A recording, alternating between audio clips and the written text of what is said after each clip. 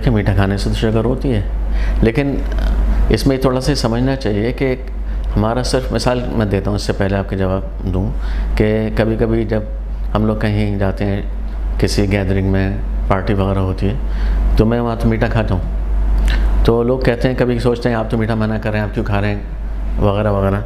तो मैं उनको तो ये कहता हूँ कि भाई मीठा ये वाला इस तरह का कभी कभी मिलता है तो उसको एंजॉय कर लो।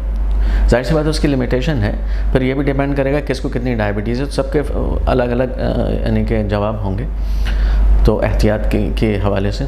लेकिन ऑन एन एवरेज जो हम मीठा खा रहे होते हैं कभी कभी ओकेजनली, तो बजाय उसका कि उसको कुर्बान करें हम अपनी जो रोटी चावल रोज़ाना खा रहे हैं उसमें उससे बहुत ज़्यादा मीठा है।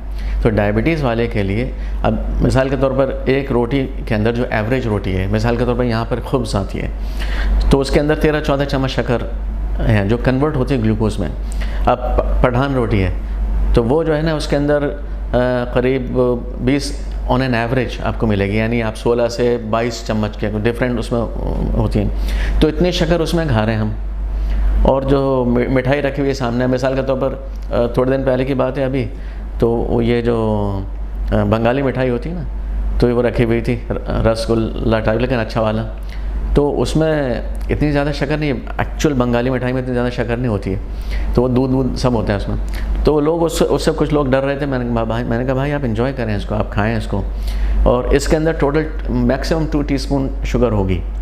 और चूँकि इससे पहले वो लोग जो खा चुके थे, वो मैंने कहा कि वो जो खाई ना आपने माशाल्लाह वो खा चुके थे, इसलिए मैंने उनको बोला कि वो उसमें आप 30-40 चम्मच ऑलरेडी शक्कर खा चुके हैं।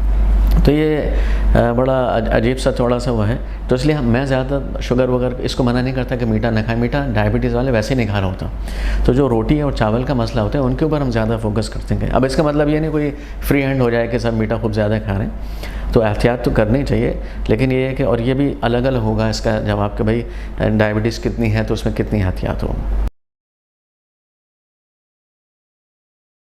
हाँ, उससे देखिए ये सारी चीज़ें बिल्कुल हो सकती है कि अगर वही बात है कि कितना, अगर मॉडरेशन में चीज़ें तो हमारी बॉडी में अल्लाह सुब्हान करीम में इतनी चीज़ें रखी हैं कि उसको हैंडल मैनेज कर सकती है। तो होता है कि बहुत सिंपली जब भी हम कार्बोहाइड्रेट्स खाएंगे, अच्छा चूँकि मीठा जो होती है जितनी मिठाई हैं सिंपल शुगर्स हैं, तो ये जाते ही फ़ौरन कन्वर्जन इनका क्विक होता है कार्बोहाइड्रेट्स ग्लूकोज के अंदर, फ़ौरन इंसुलिन को निकलना होता है। अगर हमारी आदत है कि हम रोज़ाना खा रहे हैं और ज़्यादा खा रहे हैं, अच्छा इसके अलावा 3 टाइम खाना भी खा रहे हैं, तो 3 टाइम चूँकि हमारा आदतन कार्बोहाइड्रेट्स ये रोटी चावल वहाँ भी चल रहा है, तो 3 टाइम फिर इन्फ्लक्स होना है इंसुलिन का, निकलनी है इंसुलिन को, पैनक्रियास बनाएगी।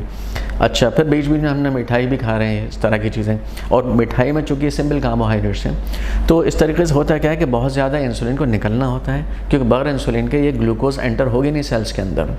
तो ये बहुत ज़्यादा बार बार इस तरह से होने से और ज़्यादा होने से कलेक्टिव फिर इंसुलिन रेजिस्टेंस शुरू हो जाती है। अच्छा एक वजह इंसुलिन रेजिस्टेंस के सिर्फ मीठा खाना नहीं है, इनडायरेक्टली इंसुलिन का ज़्यादा बनना है। तो इंसुलिन जब ज़्यादा बनने लगती है तो वो उसको फोर्स करती है, क्योंकि उसको मजबूरी है उसको, तो फिर वो जो हमारी सेल्स हैं वो इंसुलिन रेजिस्टेंस मोड में चले जाते हैं। तो इसलिए जाहिर सी बात है रिकमेंडेड ये है कि बहुत ज़्यादा ना खाया जाए, कम ही खाया जाए।